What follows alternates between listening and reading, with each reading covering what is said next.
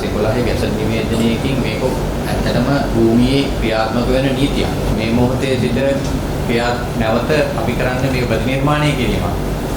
ඉතින් අපිට නිශ්චිත දිනයක් අපි මේ මොහොතේ සිටම ක්‍රියාත්මක යුතුයි කියන එක තමයි අපි ප්‍රකාශ කරන්නේ. මොකද මේන් අපි ඇත්තටම මේ ප්‍රවාහනයේ නියාමන ආයතන විදිහට අපි මේ හුවා දක්වන්න උත්සාහ කරන්නේ මේකේ අත්‍යවශ්‍යතාවය.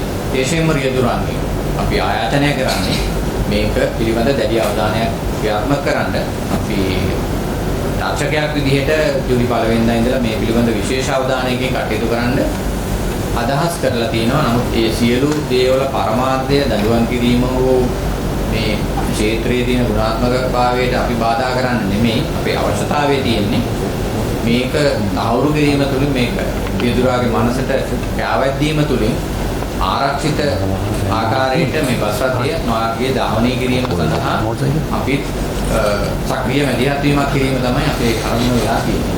විශේෂයෙන්ම අපේ අවධානය රියදුරාගේ අදපටි කළදීම තමයි මූලික අවධානය. ඉදිරියේදී අපි මගියගේ ආරක්ෂාවේ මූලික අංගයක්. ඉදිරියේදී ඒ පිළිබඳව තාක්ෂණික වශයෙන් සහ මගියාගේ පැත්තේ ගත යුතු තීන්දුවක් විදිහට ඒකට ක්‍රියාත්මක වෙන්න අපි ආයතන තුන අදහස් කරගෙන ඉන්නවා. ශ්‍රී ලංකා බස් රථ සහ පුද්ගලික අංශයට අයත් වාහන කමිෂන් සභාවෙන් පාලනය වෙන බස් රථ සහ පළාත් රථව ක්‍රියාත්මක වන බස් රථ ක්ෂේත්‍ර තුනම සඳහා ක්‍රියාත්මක කිරීමට අපි බලාපොරොත්තු වෙනවා.